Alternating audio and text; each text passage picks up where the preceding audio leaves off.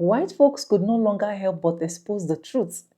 They could no longer help but accept the fact that from the welfare queen up till date, they have been the one enjoying every single welfare privilege. This video is an interesting video and I'm excited.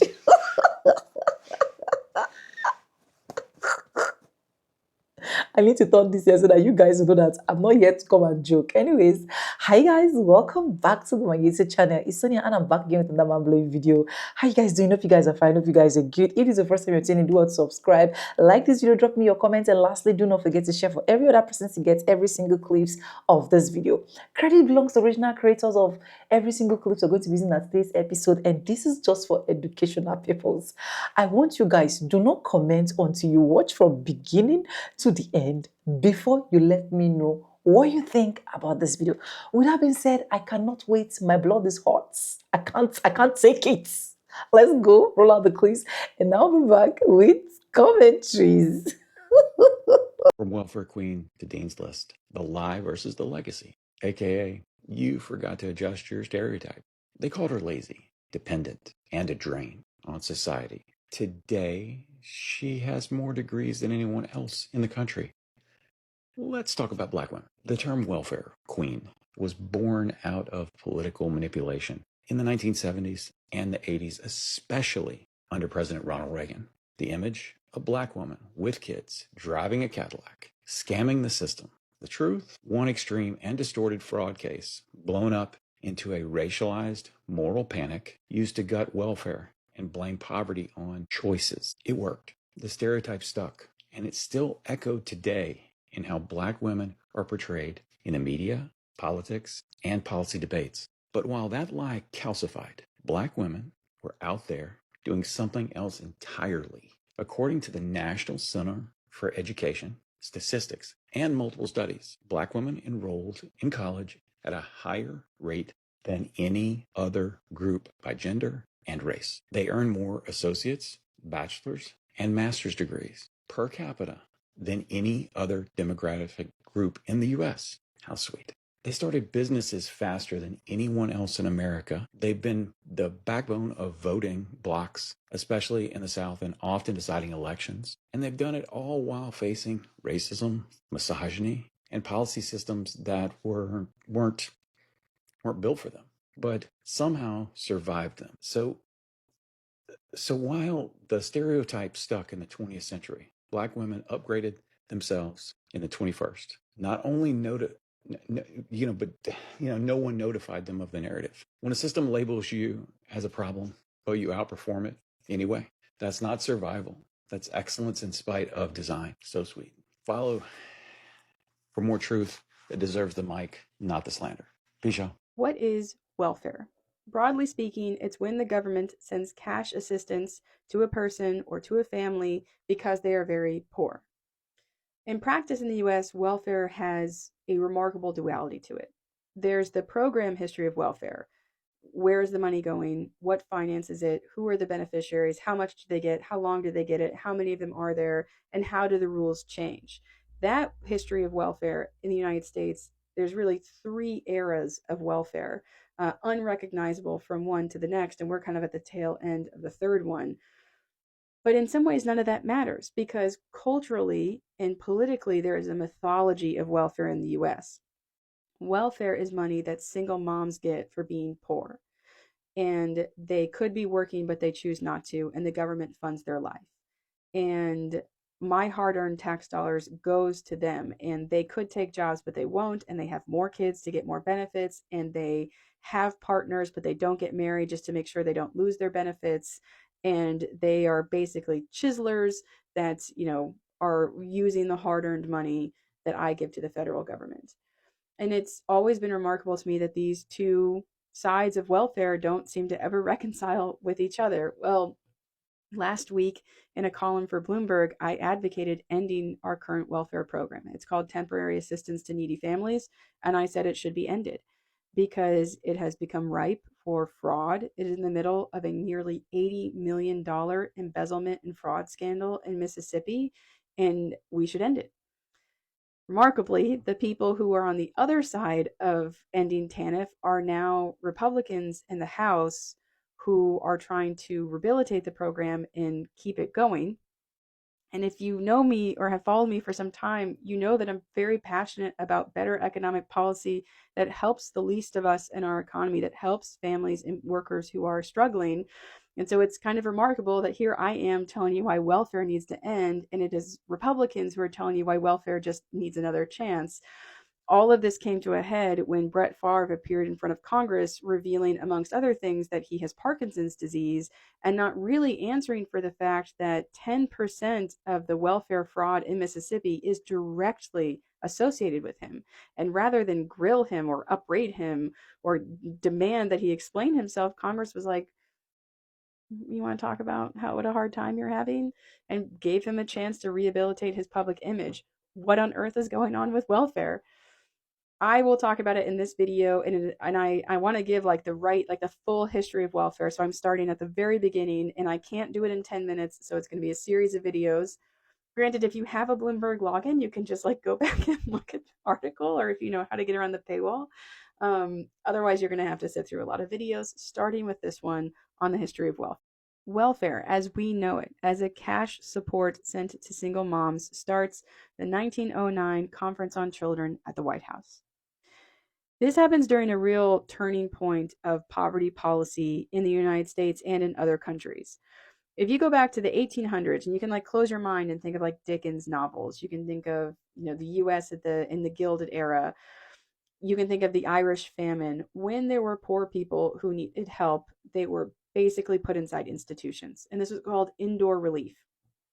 The motivation for putting them in an institution like a poorhouse or a debtor's prison or an orphanage or a mental institution was that they needed to be fixed. I can't just give money to poor people because they're degenerate and lazy. I need to teach them how to be a better person so that we don't have poor people anymore. So I'm going to put them in an institution where I can cure them of all of their personal failings that make them poor so they can go out into the world. And this was definitely like a view of poverty that obviously persists to some degree today, but was partly a function of where poverty came from, you know, in the economy at the time. You know, as we get through the 1800s and are, you know, fully industrialized in the United States, there is an accepted notion that some people are made poor because of economic conditions outside of their control. And that, sure, maybe there are degenerate, lazy, poor people who just don't know how to help themselves, but there are also people who are hit with really bad luck.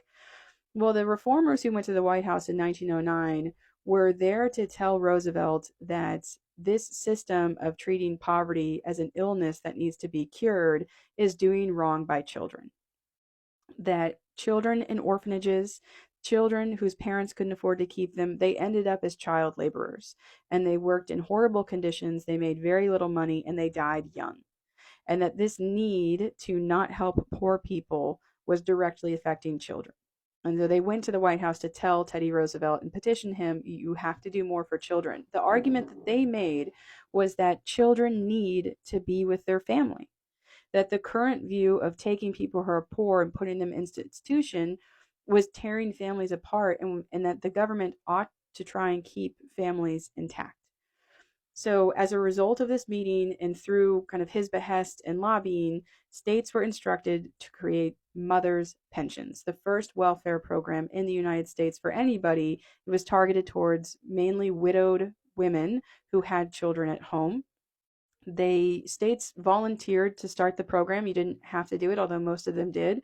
And for what it's worth, you know, data from this period that economic historians have looked at, of like, let's look at kids whose moms got mothers' pensions in the 20s and 30s and see how they were doing in the 60s and 70s, have found that this program was incredibly successful. If you can prevent kids from being captured by child labor and instead go to school, they do better in the long run. I mean, let's take a moment to consider that my profession actually felt the need to prove that putting kids in school was better for them than being child laborers, but like, we nailed it. We did prove it. Mother's Pension showed us this, and it was the first welfare program. Well, it ends in 1935 with the Social Security Act, when Congress basically abolishes mothers' pensions and creates a federal program. No opting in or out of this one. We're all going to have a welfare program for single moms. We're going to call this program Aid to Dependent Children. Over time, it's renamed Aid to Families with Dependent Children. So it's ADC and then AFDC. AFDC will exist until 1996. But they create this program to give, single moms with children at home who are needy cash support. There's two things that you need to know kind of about this first era of welfare. One, not that many people got it. So if there were 100 people eligible for mothers' pensions, and then for ADC, 15 to 30 would actually get money depending on the state that they were in. We think of public programs as targeting a population and going to them, but those are actually two very different steps.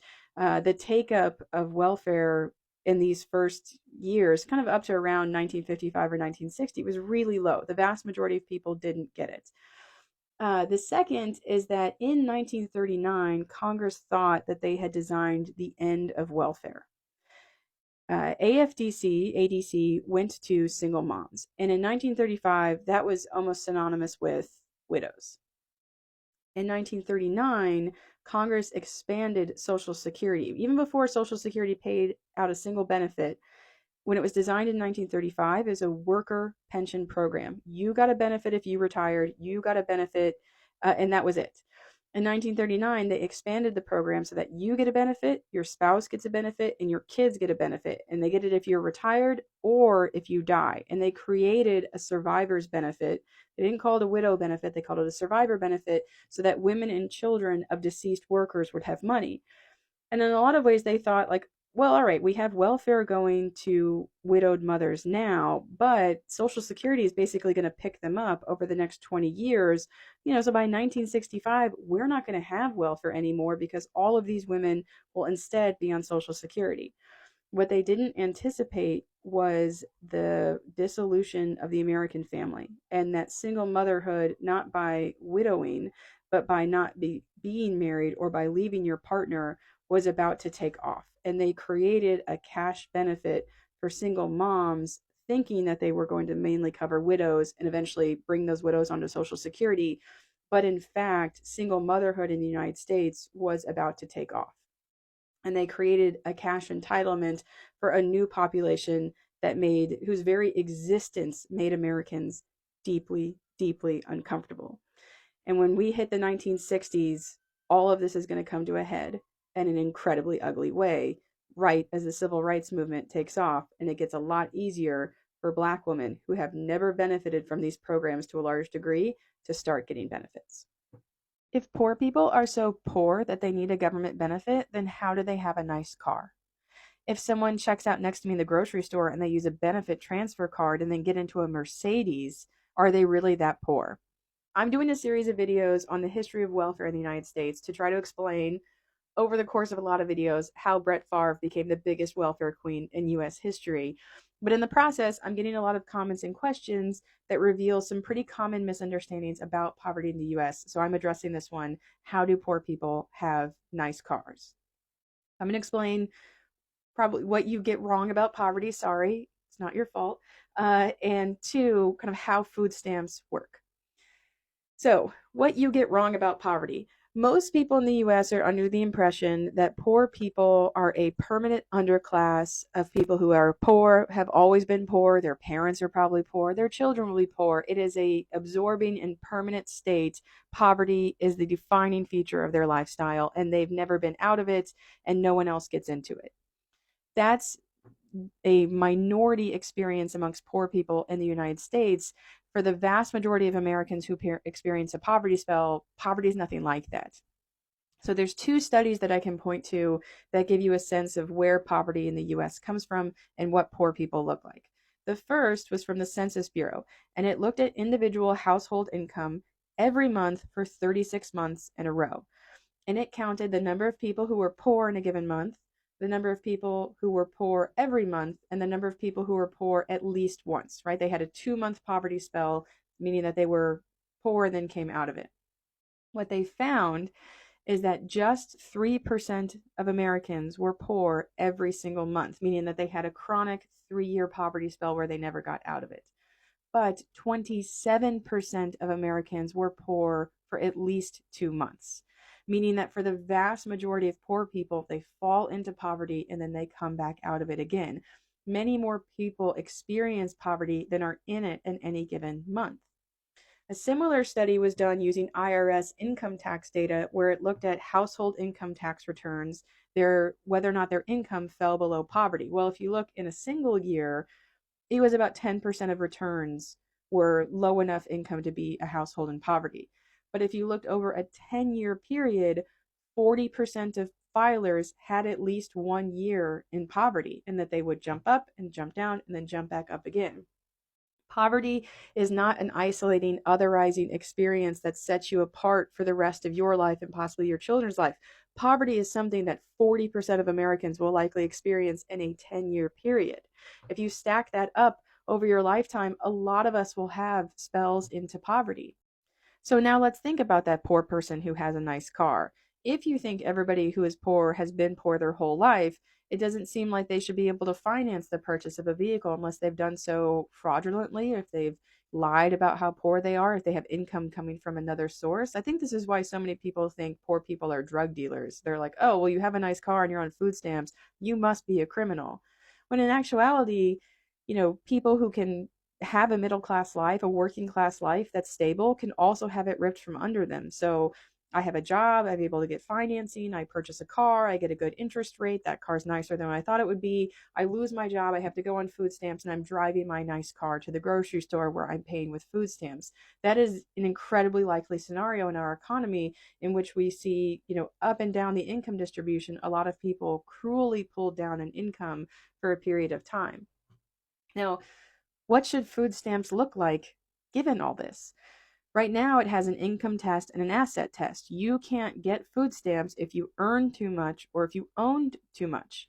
But food stamps has an exception that they do not count as assets your house or your primary vehicle. So, all right, you own a house, you lose your job, you have kids at home, you go and get food stamps, and they say, sorry, you have to sell your house before we'll help you pay for your children's food. That is a horrible economic scenario. Every time someone loses a job, they'd lose all their wealth investments. Um, we don't want to do that. We don't want to destroy wealth in addition to destroying income streams. The same thing with the vehicle. You could, if you had some requirement of like, well, you can't have too nice of a car, you have to sell a car. You can't, if you own a car, you can't get it in food stamps at the same time. There are only a handful of zip codes in the United States where you don't need a car in order to have a job. Is one of the biggest obstacles that people without cars face, is that they don't have a means of getting to work in most places in the United States. So if we were to take this view of poverty, that we can't help people until they're really poor, until we make sure they don't own anything like a car or a house, we would be actively destroying the wealth of the middle class every time they went through a rough patch. That's why we don't structure the program that way. We give exceptions of like, all right, you cannot afford food this month, but that doesn't mean that we should permanently reduce your wealth. That is why the person who is buying food stamps might get into a car that's nicer than yours. I've always thought that on some level, the reason why this is so hard for Americans to understand is because we would prefer to think of people in poverty as very, very different from us. It's easier to live in a world where poverty is some otherness that I have no chance of becoming a part of, as opposed to, man, even someone who bought a nice car isn't safe. If they can slip into poverty, maybe I could too. And there's a vulnerability to recognizing just how cruel poverty is in the United States, just how many people fall down and have to get back up again. We don't like to admit just at how much risk we are of that situation. So it's easier to assume that there's an otherness, there's something wrong with them. So that is I think that's one reason. There's also a statistical reason why people think everyone in poverty is in poverty for forever. This is called the hospital metaphor. So I ask you, TikTok viewer, please go to a hospital and tell me how long on average people stay there. And the first time you go in and you wait at the entrance for a day, and you clock everyone coming in and out, and you ask them how long they've been inside. And then the next day you go back to do it, and it's raining, and so you don't want to sit outside, and so you go in and you just ask everyone inside the hospital, you knock on their door and say, how long have you been in here? When you come out, you have radically different estimates on the first day versus the second day. because you didn't survey the same set of people. On the first day, you asked everyone entering the hospital or exiting the hospital how long they've been in there. Your sample is everyone who's been inside the hospital. On the second day, you ask the people inside the hospital how long they've been in there. Your sample is people currently in the hospital.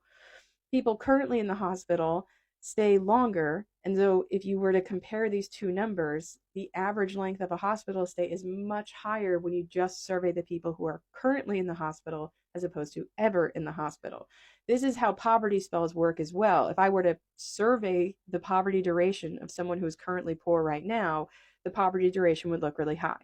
If I were to survey the poverty duration for anybody who's been in poverty the past year, the duration would look really low. And in fact, the majority of poverty spells end within a calendar year or a 12-month time period. But because of how you decide to sample, if it's everyone who's been poor or everyone who is poor, you end up with two different numbers.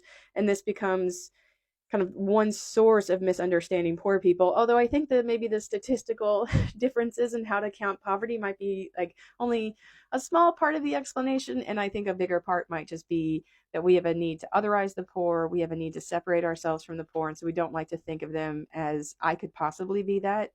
But this leads to a lot of really incorrect conclusions about the economic trajectories of poor households. Anyways, welcome back, guys. Welcome, welcome, welcome, welcome, welcome. And I hope you guys actually enjoy all of that clips that I actually roll out for you guys. I actually did my own research as well, because you guys know that definitely anything we put out here is just for us to be able to educate one another, not to bash anybody, right? Now, in my research here, I have definition of welfare first for a lot of people that do not actually understand. Welfare, it is a government support system designed to help individuals and family meet basic needs such as food, housing, healthcare, and income when they are struggling financially. It includes programs like food stamps, Medicare, housing assistance, unemployment benefits, and cash assistance. Now, the question is, who benefits more from this welfare? Now, this question is often debated, but the actual data gives a clearer picture. In the US, most welfare recipients are white Americans, simply because they make up the largest share of the population. For example, more white households receive food stamps and Medicare overall than blacks or Hispanics household. However, blacks and Hispanics American are more likely percentage-wise to rely on welfare because of the higher poverty rate and systemic inequality like low wages, discrimination, and less inherited wealth. Numerically, total numbers, white people benefit more often. Proportionally, likelihood within each groups, Black and Hispanics people benefit more. This is to clearly tell you that the people that actually benefited more on this welfare thing is the white community. That is why they can gladly sit one place and you will see videos of, I have 7 baby daddies with 7 babies. I have 7 babies with 7 babies daddies. They can gladly sit down with having children just because they know that they are on welfare. But the reality now that is kicking off is the fact that the so-called person they actually wanted for him to actually help them survive and rule and make America great again is now cutting most of those things down. And because he is cutting it down, a lot of them are now coming to realization that we do not need to now depend on food stamps, welfare, or east, west, north, and south. We now have to stand up to work. We now have to do what we know how to do best because reality is now hitting them.